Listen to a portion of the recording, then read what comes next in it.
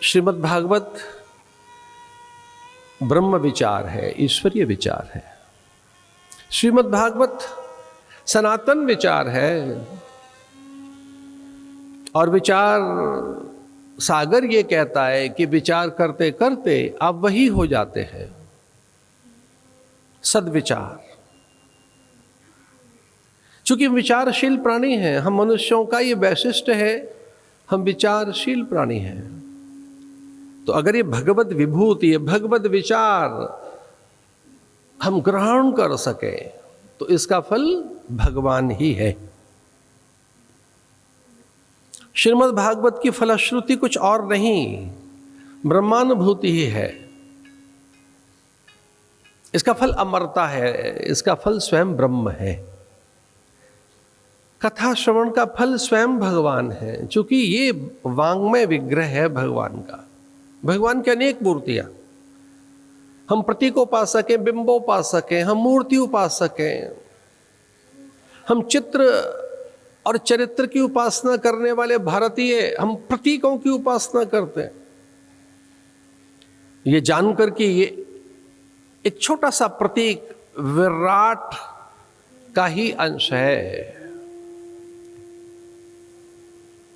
भगवान की अनेक मूर्तियां, प्रस्तर की, धातु की, काष्ठ की, रत्नों की, अनेक विग्रह हैं भगवान की। तो अनेक मूर्तियां, अनेक प्रतिमाएं।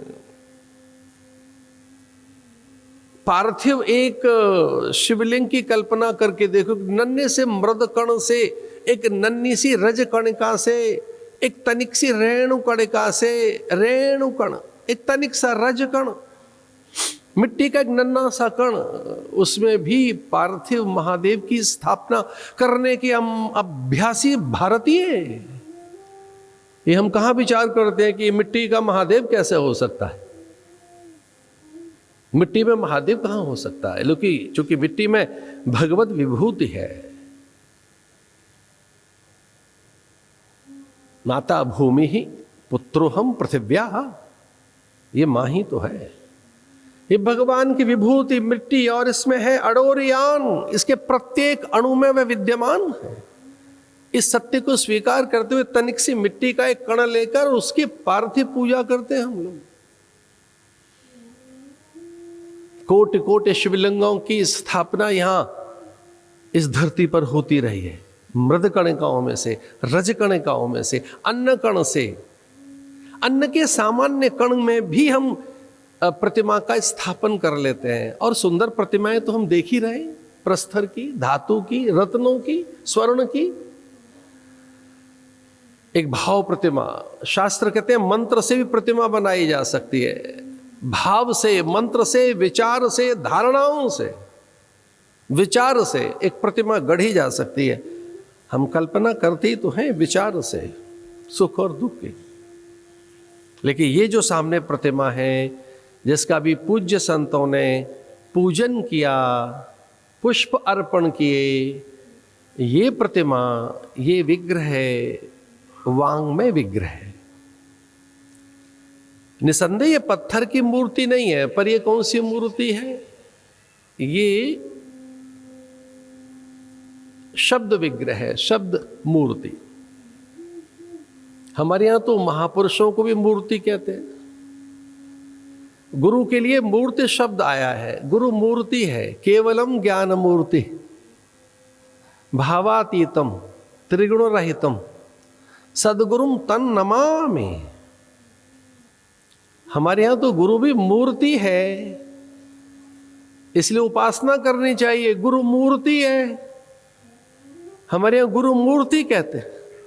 गुरु प्रतिमा है, विचार की प्रतिमा, तप की प्रतिमा, ज्ञान की प्रतिमा, आदर्श की प्रतिमा। प्राय साधुओं के जगत में मूर्ति अत्यंत प्रचलित शब्द है। गुरु मूर्ति, विचार मूर्ति, ज्ञान मूर्ति, केवलम ज्ञान मूर्ति, भावातीतम, त्रिगुण रहितम, सद्गुरुम तम मां। एकम नित्यम विमलम अचलम सर्वधि साक्षिभूतम। एकम नित्यम। तो ये जो मूर्ति है ये विचार मूर्ति है, ज्ञान मूर्ति है, ये अध्यात्म दीप है, ये प्रकाश का स्रोत है, भागवत आनंद का स्रोत है, विचार का। इसलिए इस भागवत से हम ब्रह्म का विचार करेंगे, भगवदीय विचार करेंगे, और फिर जैसा हम विचार करते जाते हैं वैसा होते जाते हैं। जैसा संकल्प होगा वैसी सिद्धि और वैसा ही साकार होता जाता है आपका संकल्प, आपका विचार।